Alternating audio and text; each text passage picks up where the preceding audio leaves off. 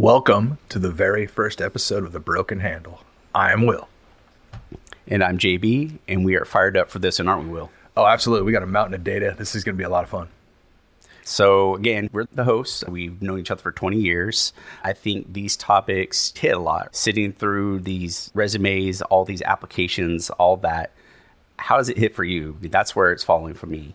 I think there's going to be some awesome correlation for our audience today. They're going to start to see why the situational awareness of the current job market plays important to their current job search. Here's what we're going to get into today. Nearly 1 in 3 employers admit that they are posting jobs with absolutely zero intention of hiring anyone. The job board is lying to you. Today, we're going to give you 8 moves to stop wasting your time on listings that were never real. And we'll break down what's actually happening in the market right now. In plain English, no MBA required. 100% no MBA required. We're here to help you boil this down to something clear. And we'll try to not be too professional, I guess. We have MBAs, but we don't want to bore people to death. Either that or be insufferable about it. Quick Legal. The Broken Handle hosts speak personally, not for any current or past employer. Guests share their own views. Their appearance is not an endorsement of their services or business. Commentary on companies, recruiters, and hiring practices is opinion. Nothing here, from hosts or guests, is career, legal, financial, or medical advice. Consult a licensed professional for those matters. So we're going to get rolling. The first topic we're going to touch on is the ghost job epidemic. We're going to step through an 8-step checklist to protect you. And then we're going to zoom out and then look at the actual numbers of the labor market and what they mean and what we can do about them. You ready to do this, JB? I'm ready. All right. This is the fun part, the numbers. That's what we're going to start with, just kind of the level set. So let's just be clear where these numbers came from. It's just reports. We didn't just make this up because it's fun. We don't really just want those stats at you. So we're really going to try to tell you exactly who measured and how. To start off, 30% of employers admit to posting jobs with no real intent to hire. It's a staggering number. Where did we get that data from, JB? That was Clarify Capital. They are a private financial consulting company, and they do surveys with like over 1,000 employers directly. And, plain English, 1 in 3 companies looked at a researcher straight in the eye and said, yeah, we post jobs we're not actually filling right now. It's not suspected. It was fully admitted and confirmed. So what you're saying is that's not a typo. I mean, 1 in actual 3. And if you've ever applied to something and heard absolutely nothing back, not even an automated rejection, there's a real chance you just found one. Into the vortex of the unforgiven goes your digital identity. That's what's called pipeline theater. Companies are keeping the help wanted sign out there in that window. That's making their current employees feel replaceable. And they've also got a database ready, that magical line in the spreadsheet of who potential candidates are, if they ever decide to hire, that is. Now, I'm pretty convinced at this point, this happens to me almost daily. I would say that somebody's building an LLM model off of me currently, off of the hundreds of resumes I've applied to over the last few months. And then they're going to build like an AI avatar in Russia that's taking money from innocent bystanders using my likeness. I'll probably be later prosecuted for war crimes on this. Yeah, that's how I feel, Jay. I feel sometimes like my resumes are just going into a complete vortex that is to never be seen or heard from again. I love that. It's great conspiracy theory. That's a new one for me. Thank you. I'm looking at another data point here that we have. It's 27.4 of active U.S. job listings on LinkedIn are most likely ghost jobs. That's reported from Resume Up AI, a career platform that analyzed the entire LinkedIn U.S. job board. Any listing that was listed as 30 days or older was flagged as inactive based on how hiring actually takes on. That's how long it usually takes them to hire on average is what they're stating here.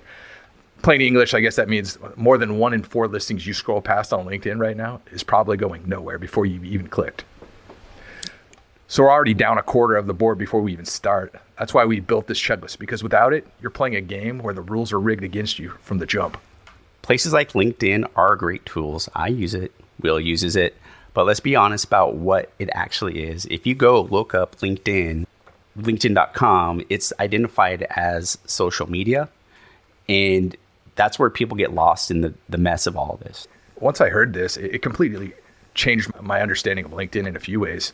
It makes sense when you look at the feed that there are so many advertisements and quotes that are posted to get you engaged in the content. I mean, that truly seems like a social media site to me.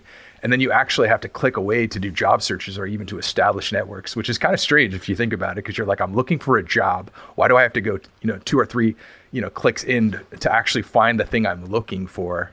I feel like I get invited to communities daily and product demos every other day on LinkedIn, which again makes perfect sense if it's a social media site.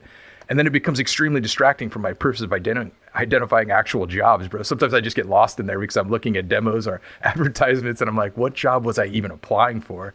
So I think understanding that it's actually a social network makes life so much better for you if you can stay focused and helps you stay in. So if you want to follow along in the LinkedIn, jump past the main feed and go right into job search and see how many tips are present. And when you search for your roles, we're going to jump into what we call a pre-flight checklist, which is 8 steps. JB, you want to start off with that first one? So the first one is career site cross-check. It's not on the company's own site. It's not going to be real potentially. There's a lot of websites out there that they're just pulling in old data. One I think is Dice, and that one seems like a big offender to me. Yes. I want to research that one a little bit more personally. I see LinkedIn has some expired ones, but going back to Dice, that's a portal where you just jump through one hoop after another to just even land somewhere. You don't even know if you're applying for a job. I've been down such a rabbit hole one time. I forgot what I was even doing. I feel like something you're going to see reoccurring multiple times just by all the distractions that are in these sites. And I don't think that the job listing companies are the offenders. I think it's the people that are trying to make money by jumping or recommending you for those jobs that are making it a convoluted mess. Click-through rate. Absolutely. Jay, do you mind if I move into the next step, or did you want to touch on some more points on that one? Jump on it, man. Get to number 2. I wanted to also include this 8-step program was actually established by Google. I want to give props up there. I was going through one of their hiring classes. I really wish I would have had this list initially when I started my job search in March, just because I feel like if I had, I probably would have saved countless hours of searching for jobs that don't exist. All right, the next one is called the repost trap. Some jobs showing up every week. This is a data vacuum. It's not really opening. You'll see a job over and over and over again that's being reposted every week. Now, think about this from a hiring manager's prospect, right? In the first 48 hours, you're probably going to have about 100 to 200 applicants that are going to flood your system. So in essence, you're trying to go through those and you're trying to find the qualified candidate. You have 100 to 200 candidates that you can pick from, and then you repost it the next week. So what does that mean if I'm an employee that's looking for work, JB? You're going to be down a black hole. It's as simple as that. If you've already looked at 200 candidates and it's already been reposted, either you're being too picky as an employer or your job requirement isn't written correctly. So you're posting for a job that may or may not exist, or you don't know how to verbalize the actual position you want because of the candidates that you're getting. So this is a huge red flag for me. If I keep seeing that same job reposted, I click on the X on LinkedIn, I go to Indeed, I mark it as a job I've already applied to, and I slowly whittle that pull down, that search pull that I'm looking for. And that kind of leads us into the pain point read. Step number 3. The real jobs are pretty boring and specific. You're going to do X, Y, and Z and this technology, or you have to lift so much weight, or whatever your job is that you're applying for. The fake jobs are the ones that sound super exciting. Oh my goodness, great opportunity. See, those come through daily and I just laugh. But they're vague at the same time. They're exciting, but they're vague. So I don't know what I'm excited about when I don't even know what you're even offering me to even apply to. You'll see specific requirements within the job that seem awesome. And then you'll see ones that make no sense even in the description. So you're like, how are these two playing off? Is one trying to tantalize me to click and move forward on this profile? Or am I even going to be able to fill this role based off of the way it's written? What do you think? I've seen some where they ask for certain certifications in the IT world. Cisco's pretty well established for their certifications and how it's all structured. It's been there for many decades. Cisco's done immaculate at that. But they want high-end internetwork experience from an enterprise level CCIE, a Cisco certified internetwork engineer. And they're like, well, it's kind of a junior role. So how would that ever be a junior role, bro? How? Unless they're just trying to get more bang for the buck, that's about it. Yeah, if I'm somebody that's advertising a CCIE role as a junior role, literally, I don't know what I'm looking for. Or I was paid to write the requirement and I don't even know what the company wants, in my opinion, JB. And speaking about what they want, let's talk about what the people want. And the next step, which is talking about interview autopsy. What do you want from a company? Well, Glassdoor can help you answer some of that about how they treat their employees, what interviews maybe look like if some people post that. Or you can just reach out. If you have other resources you can see, like LinkedIn, who just started there within the last week, month, 3 months.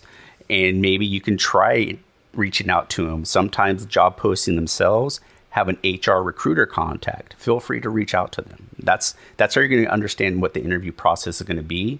Understand that company is what you want to align with, because it's two-way street. The company is finding out who you are. You're finding out who the company is. Now, I really love this step. And the reason why is because this is where I do my OSINT collection on a company, the interview process.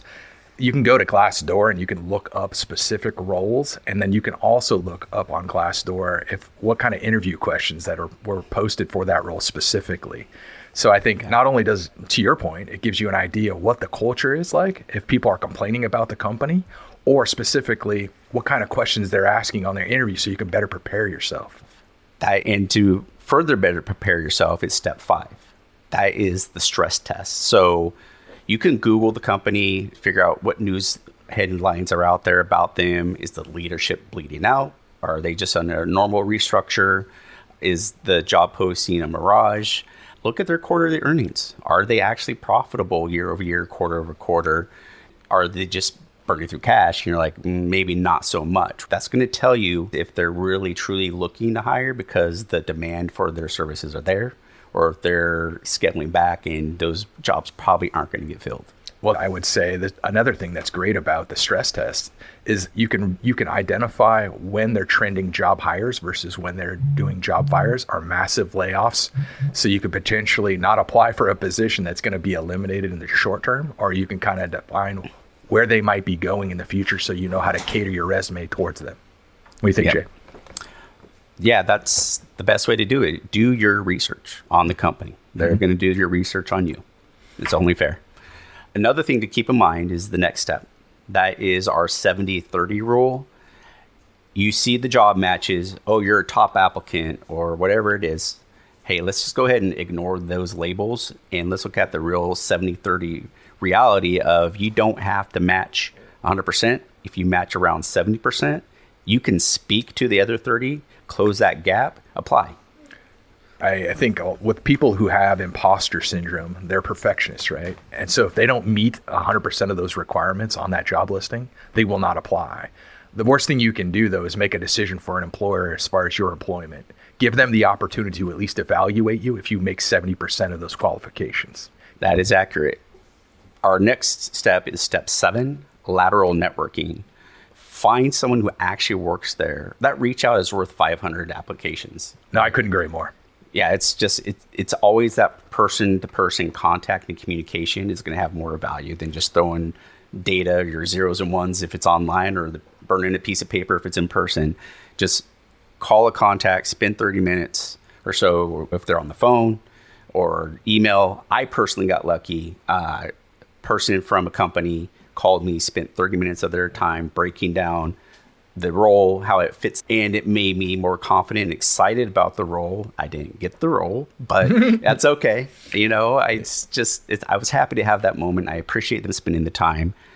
It's okay to do that, by the way. So that's why we're putting out that information about the lateral networking and reaching out. With my current network, I reach out to people that work at the specific company. So if I look up a company, and I'll try to identify all of the people in my network that work at that company, and then consistently get an idea from all their levels of like trying to judge the culture. I'm trying to identify the people that I potentially might be interviewing, if they know them, how their interview tactics are, like how they go forward on it, who they're looking to hire, what are the strengths of the interviewees that they like to see.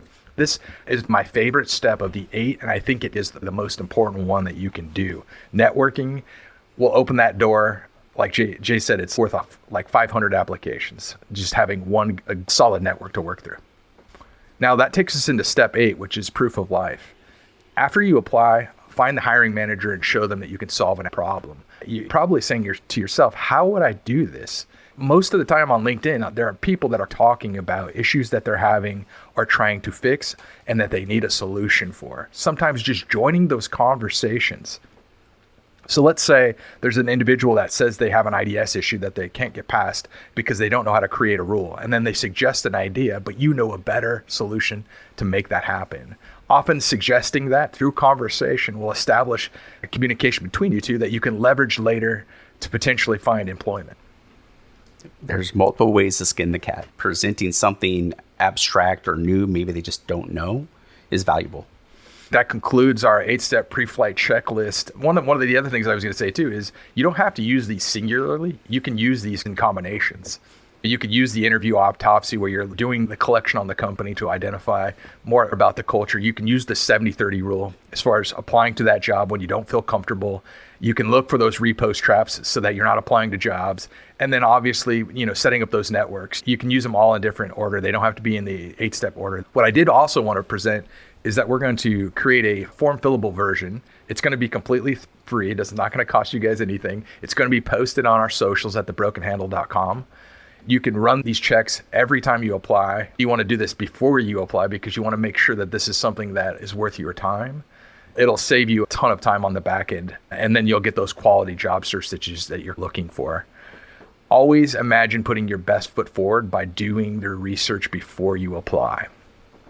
Now that you've got the tools to protect yourself from the listings that aren't real, what we need to talk about is the market and navigating. Because understanding what's happening out there makes every one of these steps make more sense. Like Will said, you have the checklist, but this checklist is going to be necessary once we go through how the labor market is right now. It's just genuinely weird.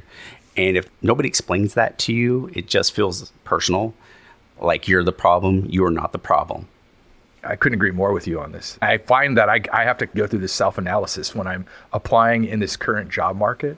I feel as if it's my resume, or I'm not reaching out to the right people, or I'm not getting it in front of the right people. The market isn't crashing, it's frozen, and there's a real difference. A crash is loud and fast. A freeze, it's quiet and slow. And in some ways harder because nothing feels obviously broken until you're the one who can't get through the door. And that's why we named the show The Broken Handle, because for a lot of people, they can't get through that door. I'm going to go ahead and jump into some data. I know we talked about that at the very beginning. There are currently 6.87 million open positions reported by U.S. employers. Now, this was reported by the Bureau of Labor Statistics Job Openings. They did a turnover survey. This is where the federal government surveys about 21,000 businesses every month and asks, how many open roles do you have? What that means is there's almost 7 million openings on paper. Sounds like great opportunity. But a listing and an actual hire are two completely different things. And what we just showed you is nearly 1/3 of those listings might not even have real intent behind it. The other thing is the government survey doesn't just count the openings. It counts how many people were actually separated from their jobs involuntarily in a given month. So if you were laid off, let go, discharged, not planned to be, ones that have already actually happened. In March 2026, that number was 1.87 million people, real paychecks, just stopped. And we pulled that from the Federal Reserve economic data, and that's published by the Fed out of St. Louis. The measurement itself comes from BLS, like you just touched on. Mm-hmm. But we just want to be straight with where the numbers come from. It sounds like those numbers are extremely high, but I feel like even with that being said, there should be so many more jobs versus people. And when I'm searching for jobs online right now, I'm not seeing that. Are you feeling the same way with this data, JB? The data is saying 2 million openings, yep. 1.87 actual separations in a single month. So it's saying there's plenty of jobs, but why can't we get the call back? I mean, both are true that there's jobs out there, but it's also true that we're not getting callbacks or those things filled. But these data is that they measure different things, and that's what we're trying to bring to light. I feel everybody always talks about, we have so many jobs. Employers are consistently saying we have all these jobs and we can't find hires to do it. Why do you think that is when we have people that have been in the job market for an average of 5 months looking for work? It's two different sides of the coin, and none of it makes sense. Are you seeing this when you're out there doing the job search, JB? What the companies are announcing is a separate bucket than what we just discussed about what the government announces. Okay. So 38% higher than last month sounds alarming when it comes to job cuts. That's what the businesses are announcing, but that's down 50% from last year. And that sounds like good news, but it's complicated, and we'll explain that. So there's a firm who helps us with this. It's, well, not us personally, they post it, but it's Challenger, Gray and Christmas, who's been in business since 1993. And they do a press release every month looking at SEC filings, earnings calls, looking at the company that publicly announced planned job cuts. Again, announced is the emphasis and the keyword there that we need to focus on. A company says we're eliminating 5,000 positions and Challenger will log it. But some of those cuts happen next month, some happen over 2 years, and then maybe something happens with the business, things improve, those numbers get scaled back. So it's all about the intent of what the company is going to do with their headcount, not the actual outcome. That's what Challenger is reporting from the businesses themselves. And that's important to understand because it's different from the number BLS reports. I'm looking at some of this data. I was looking at the April information from 2026, which announced planned cuts jumped 38% from the month before. That to me sounds like a very scary number. But then if you look at the year over year, they're actually down 50% from the same period last year. And that sounds like good news, to your point, right? So we're getting a lot of like mixed messages. Last year, we had a massive wave of federal government layoffs that inflated the year over year comparison. And then strip that out and we look at 2026 and it looks almost identical to 2025. The numbers look better on paper. The experience on the ground says frozen. So again, we're getting a lot of mixed messages from the data and the surveys that we're reading here. One is saying, well, we're at these numbers, and one is saying we're at the negative numbers. So can you make some sense of this for me, JB? Well, that's what we're trying to do ourselves. We are not economists, as you can tell, but Definitely not. But what we're trying to portray is this is confusing. It feels like it's rigged against us almost. And all we're trying to do is get a job. And everybody else is feeling the same thing. It's a pain point. How do I translate it? If they're pivoting from one industry to another, where's the safe pivot? It's hard to decipher through all that data and just keep your career on track. Now, and see, for me, I'm definitely not strong in math. So I'm looking at all these different numbers and I'm thinking in my mind, like, what am I actually reading? And what's really standing out to me is there's a whole bunch of jobs, then there's a whole bunch of layoffs. And then what do I do with this data situationally? How do I apply for specific jobs? Do I have to dig into each one of these data points to find out what actual jobs were included in these cuts, or what jobs were being generated, so I know how to rewrite my resume to better apply to these jobs, JB? Well, sadly, if you want to be proactive, yes.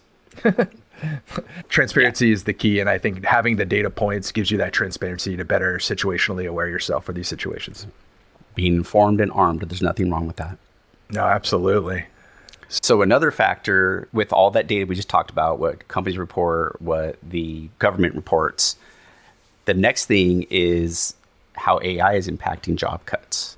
Companies are starting to publicly say AI is why they're cutting headcount, but why actually means three different things. And we need to make sure people understand the difference of those three areas.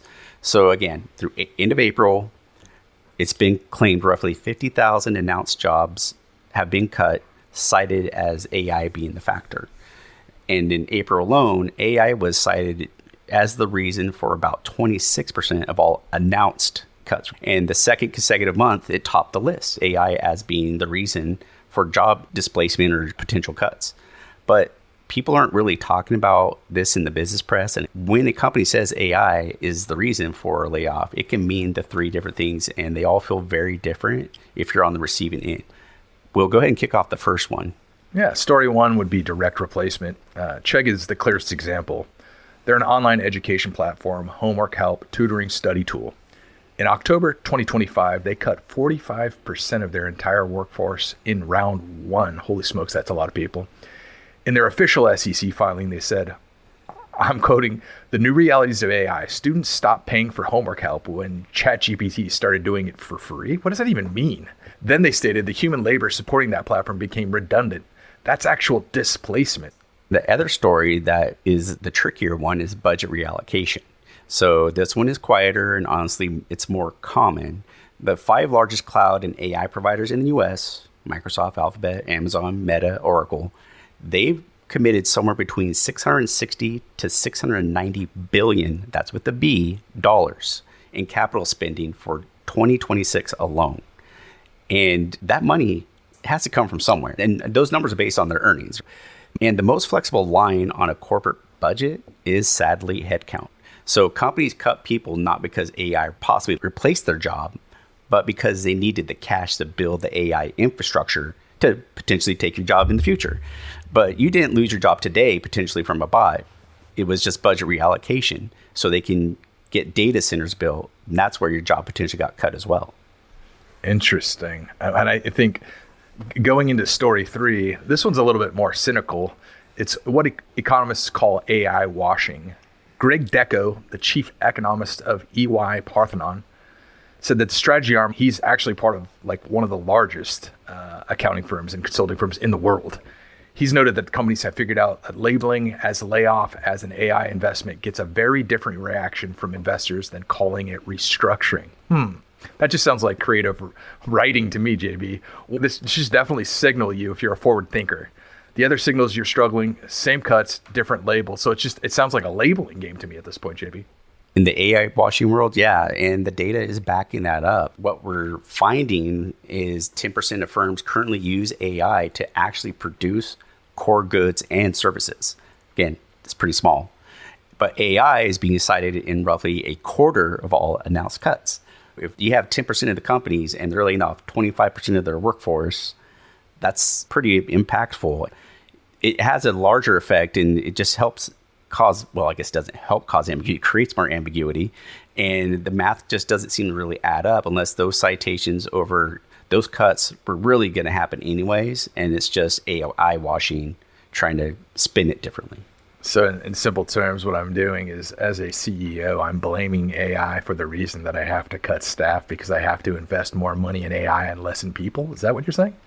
That's exactly what they're saying. And Cloudflare just did it. And now all the executives are sitting back and watching the fallout. Well, fallout might be the wrong word, but what happens with that type of scenario when people publicly say, I used this scenario for releasing people. Is it true? Is it going to have impact later on to the business? Unfortunately, time will tell. The other part of that is if it is truly AI, that's really going to take a lot of repeatable jobs, entry-level jobs.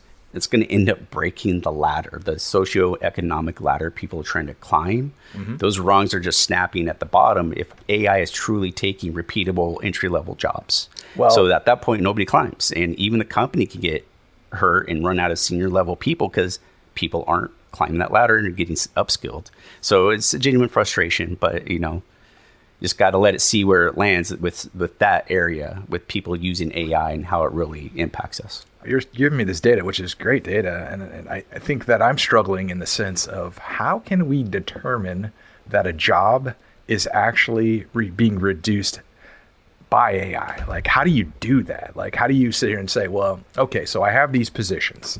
AI is automating those positions, so I can replace them with AI. Can you help me? Can you help the audience understand what a true AI reduction would be? Any ideas? Referencing Cloudflare, they used I can't remember the gentleman's name, but it was from 1950s. It was a framework, and they broke the Drucker, people right? down. Yeah, Drucker. Thank you. He wrote that back in 1954, pretty long time ago, and he broke it down into people who were builders. There was people that did the cells, and then there was the people that were just the measures. And those measures are your risk, your compliance, your audit. You don't see HR listed there. I got to research that part because HR's job is to be friends with the business and keep them moving forward. So we're not letting HR off the hook yet. But it's all those people that are the measures, which if they do have things that can be repeated and they could be automated and agents can be built to do that and orchestrated. I understand, but the thinking aspect, the innovation, all that I think is out the window. And that's where it gets a little scary because how does somebody with that experience say they have 10 years audit experience or 10 year risk compliance, 20 years, whatever it is, and all these great certifications? You can't ingest that into a single AI at this moment. So that's the risk that we're waiting to see if there's fallout from. So it sounds like to me it's a short-term scare with a future fallout. Potentially, unless AI itself, the solution can upskill and then become exactly that within a couple of years. You see all these jobs every single day that are talking about training AI, and every single role is a matter of you looking at code, you testing it out, you writing queries for it, you trying to get it to understand how to think like you. The problem is, though, and this is why I struggle with the thought process of we're losing jobs to AI, is that we're not necessarily losing jobs to AI. What we're doing is we're automating processes and having it orchestrate those automated processes for us. Am I understanding this right? Or do you think I'm going too far to the left on this? That's exactly what it's doing, but I think we're kind of missing the opportunity here to where it should be an enhancement of the worker, not a replacement of the worker. Yeah, that does make sense. I feel like we could go on and on about this specific segment, but we got to keep moving, JB. We got to keep the train on the tracks. So I think that takes us into something called the fractional pivot. This idea is more and more you're seeing it available in the market right now is a contract-based or a fractional position.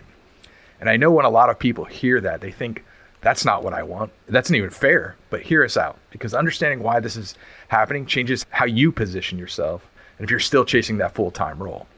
The economics are somewhat simple. Companies are under pressure to fund their AI infrastructure, like we touched on a little bit ago. And the easiest way to stay flexible as a company is converting fixed costs into variable cost contracts. So instead of the salary and the benefits and the severance risk that sits there on the sheet, they can just pay for a 90-day outcome, walk away with their hands clean, achieving their goals, not committing to you, but they're dating you, and you can use that to your advantage if you're good at executing and focusing on a certain task or role.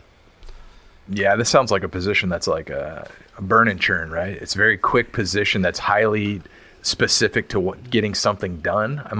What do you think? Yes and no. Really, to me, I'm looking at it as they're looking for consultants.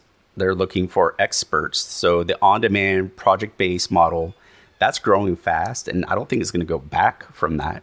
And there isn't really a gap filler strategy much other than it could be a legitimate career model that we have to look at as like gig work in a sense. So I've done consulting. I've been the on-demand person. I've had 1-week engagements. I've had whole 90-day projects. I've had multiple clients at once, multiple year projects, renewals. If people can just shift their mindset into that, I think that it's going to be more valuable to say, hey, I'm an expert at this. I'm going to quit selling my time. I'm going to start selling the outcomes to be able to get those basically gig work in the IT world or the corporate world. Instead of saying I have 15 years of experience, which is just a resume line, you're going to start saying, like you touched on previously, I'm going to solve a specific problem with my skill set based on the specific data that you've outlined. And sometimes companies will have that outlined and just trying to plug in the right person. That's a contract. And that's something that you can really put a budget against. Mm-hmm. So overall, again, to recap that, there's just 4 things, right? Just remember, what are you selling, how they see you, and how you get evaluated, and your pitch. So what you're selling is, again, the specific outcome in this type of function, in this framework. And how they see you, you're a flexible resource they can turn on and off, plug in and out, whatever term you want to use. And then they evaluate you on how you delivered, and did you deliver on what you said you would. The pitch for you, I'm going to solve this problem by this timeline. Here's how. And be a useful tool in their toolbox for them to make you successful, get more of those projects. Because again, you're going to have like 10 people at the same time. You're going to get that experience and you can get those referrals from all those projects. So going into the pitch structure, when you go this route, 3 things. First, name the problem specifically. I can help with operations, but your lead to close cycle has a gap that's costing you time and money. And here's how I know. Second, explain how you fix it, including where AI handles the routine work and how you handle that judgment call.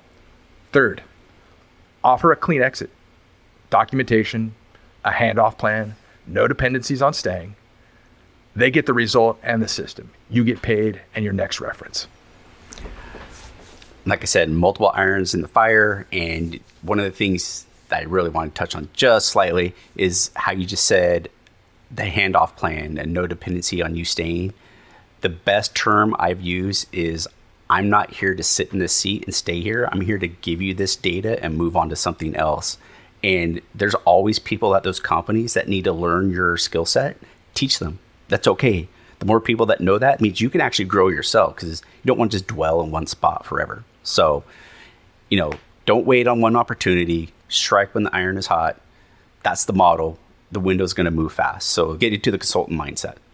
I agree. Don't turn away or run into the other direction when you see that it's temporary work. Look at it as more of a reference point that's going to help you elevate. So here's the honest picture for someone just entering the workforce. Hiring is growing a little, but nearly half of recent grads are unemployed. And the jobs that are out increasingly want AI skills that most schools aren't teaching yet. That's a tough combination. And here's the part that nobody wants to say out loud. A lot of new grads are chasing the same saturated, the cool roles, all the big tech, trendy startups. You have utilities, logistics, the banking operations, manufacturing, infrastructure work. Let's not forget all those different industries and those other areas, but they are genuinely struggling to find people, and they do move a lot slower. So they're a little bureaucratic in those areas, but it's worthwhile because a lot of people land in those industries. They like to stay there for a long time, which is not a bad thing. But people just don't know to look there. And that's why we kind of want to highlight those industries. And that's, I feel, an opportunity that's hiding in plain sight. I've said this before, and I'll keep saying it, JB. Don't be the person with the shovel. Be the excavator operator. The shovel person does the manual work. The excavator operator runs the machine that does 10 times the work. That's the posture shift AI is asking every worker right now, regardless of your industry, regardless of your level. Orchestrate the tools. Don't compete with them. Get in where the work actually matters. Learn the tools, build the foundation, and while you're doing that, protect your head. The job search itself will try to break you. You've already heard everything we just talked about, and all you're trying to do is get a job. So don't let it break you before you get that. Now, we've given you a lot of information today. Checklists, market data, pivot strategies. And we're aware that sometimes information itself can feel very overwhelming when you're already in the grind. And trust me and JB know this more than anybody because we're in the trenches with you. So before we close out, we want to talk about the part that nobody puts in a job search article, what this actually does to you mentally. So the workers are mentioning burnout. That's pretty wild. It's 2.5 times more than they did before the pandemic. It's not just a bad week. It's a structural shift that people are raising the flag on with this burnout aspect. It's not a small minority experience, and it's not an edge case. Something also to consider is nearly 3 in 4 people going through a job search right now are feeling all of that. That's 0.75% of the people that are out there. That's a lot. That's extremely high for people feeling all this pressure and all this type of burnout and the negative impact on their mental health when they're just trying to get a job. So it sounds to me like burnout is a real thing, and it's really hitting everybody very hard. What's your take on this, JB?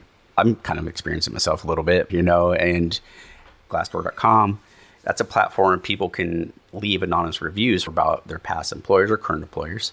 And the research team tracks all that. They do pattern language tracking, and they're the ones who are saying, this is the red flag. This is what people are saying on that data point that we just mentioned. And Greenhouse also is another hiring software platform. That's where some of this data came from. They did it 2,200 active job seekers, and that's where that 72%, their mental health is highly impacted. That's just too much.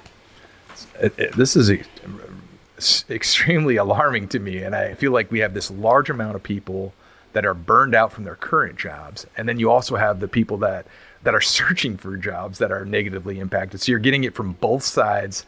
I almost feel like, for me specifically, the burnout between looking for work and then trying to, stay positive and keep going at the grind every day in and day out, it does become extremely taxing for me. I know you've mentioned it to me before. How do you feel about that? It just feels like a broken system. Yeah. It's just everything's operating with fewer people at the moment, and we just want it to function. No, I gotcha. And here's what I want you to understand about that number. You're screaming into an unstaffed canyon. The recruiter who is supposed to be responding to your application, in a lot of cases, they were laid off like 3 months ago. So you're literally screaming into an echo chamber where no one can hear you. The silence is not the verdict, and it's not your worth. It's a broken system operating with fewer people than it needs to function. The 3 things that actually help with this is just have a hard cap, maximum 3 high quality researched applications per day. So 3 a day. And use the checklist to help you with that. That's the whole point of us introducing that checklist. So don't sit there and do 30. Don't eat just 3 per day. Keep it simple. They are time consuming sometimes. That's why. The rage applying is how you burn out. What does that even mean? 2. Well, rage applying? Like, I feel like I'd be extremely pissed off as I'm hitting the apply button. Is that what we're envisioning here? I guess rage is a little excessive, but that's what they're calling it. And it's the easy apply or the Indeed direct apply. And through those systems, you're just clicking away. You're like, I got this. I'm going to get one of these bad boys. I'm going to get that fish on the hook, right? Say and spray, right? Say and spray. Yeah. And it just, then all of a sudden you're like, I'm just doing it, but it's not happening. And that's that mental churn. That's that mental health aspect. You're going, and you're just blindly blasting it out into the ether. We wanted to stop that churn, respect your time, respect your mental health, and just stop the rage applying if that's what you're doing. And let's just kind of have control of what you're trying to do. And don't make those bad decisions like, why did I even apply for that job type thing? So outside of that, track what you can control. Again, if you're only doing 3 a day, you should be able to understand which applications you sent, what connections you made, any follow-ups were done. Some of that's already done for you with LinkedIn. I think Indeed does that too. There's state level ones here in Arizona. They have the AZ Job Connections, similar concept with that platform. They can track those applications. Obviously not the connections made, but that's different. So that's why you don't want to rage apply, because you want to specifically focus on 3, log that and understand where your status is. And you can only control your actions. That's why we're saying just calm down, just focus on controlling your actions and have the consultant mindset like we just talked about. You're a business offering a solution to a client problem. Say it out loud if you have to. Reframe the changes in how you write things, how you interview, and how you carry yourself. I know that's difficult, but do a lot of preparation and see where it lands. I think people are spending way too much time in the application field as opposed to like the preparation field, right? Professional athletes, they don't spend all their time in the game. A big part of the week is film, study, practice, recovery, preparation. The applications land better when you've done the work behind them. Invest in the network. Invest in your skills. The search gets shorter when you do this. The ghosting is a systematic failure, not a reflection of your worth. Build the armor. Real quick, here's what we covered today. We covered the 8-step checklist, the stress test every listing before you give it your time, knowing that the market is frozen, understand why you stop blaming yourself for it, and fractional pivot. If the full-time door is locked, sell them the result instead and protect your head, because the system is broken, not you. And everything that we did reference today, every source, the full name, like what it measures, that's going to be in the show notes, again, on thebrokenhandle.com. The checklist will be there as well. Once again, that is free, and you can find us on all the social handles, Broken Handle Pod, for any written breakdown. If you're on your podcast, Apple, Spotify, or wherever you're listening, please subscribe, leave a review, and it just genuinely helps people find the show and hopefully spreads the help out. I'm very excited about next week. We're going to go deep on OSINT, what in the Army we call open source intelligence for job seekers. How to build a complete profile on a company and the people who will be interviewing you before you ever walk in the room. Gosh, that's valuable. You will never go into an interview blind again. And I'll tell you right now, once you get this tool set in your hands, you're going to feel like you know the person before you even get interviewed by them. And that's next week. I can't wait for that episode, JB. That's what we know. What you do with it is up to you.